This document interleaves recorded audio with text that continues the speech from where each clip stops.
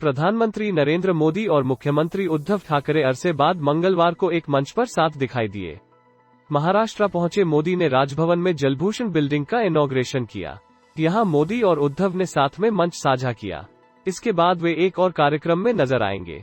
महाराष्ट्र पहुंचने पर मोदी का स्वागत पहले तो डिप्टी सीएम अजीत पवार और पूर्व सीएम देवेंद्र फडणवीस ने किया। इसके बाद कोलाबा के नेवल हेलीपोर्ट पर सीएम ठाकरे उनकी अगवानी के लिए पहुंचे। 2 महीने पहले 25 अप्रैल को जब पीएम महाराष्ट्र में थे, तब उद्धव ने उनके कार्यक्रम से किनारा कर लिया था। तब मोदी को पहले लता मंगेशकर अवार्ड से नवाजा गया था। उद्धव तब 83 साल के शिवसेना नेता चंद्रभागा शिंदे से मुलाकात करने चले गए थे। साल भर बाद मंच पर साथ नजर आए मोदी और उद्धव के बीच रिश्ते तब बिगड़ गए थे, जब शिवसेना ने महाराष्ट्र में सरकार बनाने के लिए बीजेपी का साथ जोड़कर एनसीपी और कांग्रेस से हाथ मिला लिया था। इससे पहले पीएम और सीएम के बीच 8 जून 2021 को मुलाकात हुई थी। तब उद्धव ठाकरे राज्य सरकार के प्रतिनिधिमंडल के साथ नई दिल्ली पहुंचे थे।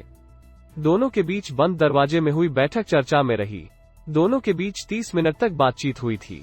आदित्य को रोकने से खफा हुए उद्धव, बाद में मोदी ने की बात। पीएम मोदी के मुंबई पहुंचने के बाद एसपीजी ने सीएम उद्धव की गाड़ी से आदित्य ठाकरे को उतारने की कोशिश की।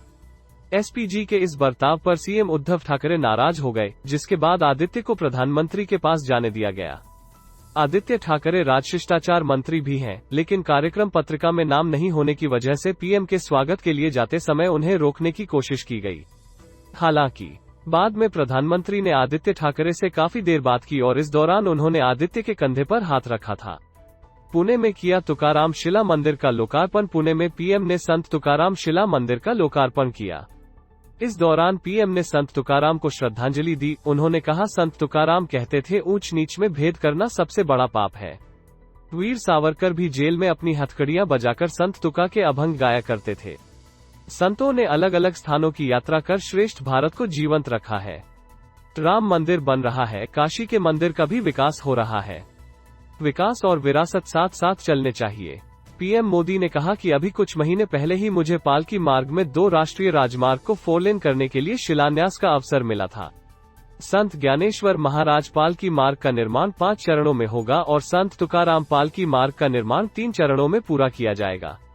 डिप्टी सीएम को नहीं मिला बोलने का मौका। विवाद गरमाया। देहू में जो कार्यक्रम हुआ था, उसको लेकर भी विवाद हो गया है।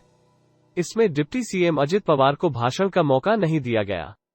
कार्यक्रम में विपक्ष के नेता देवेंद्र फडणवीस भी मौजूद थे। पीएम से पहले उनका भाषण हुआ था। तुकाराम महाराज संस्थान के अध्यक्ष नितिन महाराज मोरे ने कहा कि इस कार्यक्रम का आयोजन दिल्ली से पीएमओ ने किया था। बीजेपी के आध्यात्मिक मोर्चे के प्रमुख तुषार भोसले ने कहा कि पीएम के मिनट टू मिनट कार्यक्रम में अजित पवार के भाषण का जिक्र तक नहीं था। अजित पवार की स्पीच को कार्यक्रम में जगह नहीं देने पर बारामती से सांसद सुप्रिया सुले ने कहा कि पीएम के कार्यक्रम में डिप्टी सीएम को नहीं बोलने देना महाराष्ट्र का अपमान है। राजभवन में क्रांतिकारियों की गैलरी का उद्घाटन किया। मुंबई में राज्यपाल के कार्यालय पर जलभूषण भवन और क्रांतिकारियों की गैलरी बनाई गई है, जिसका पीएम ने आज उद्घाटन किया है। जलभूषण 1885 से महाराष्ट्र के राज्यपाल का आधिकारिक निवास रहा है। इस भवन के पुराने होने के बाद इसे ध्वस्त कर दिया गया और एक नया भवन बनाया गया।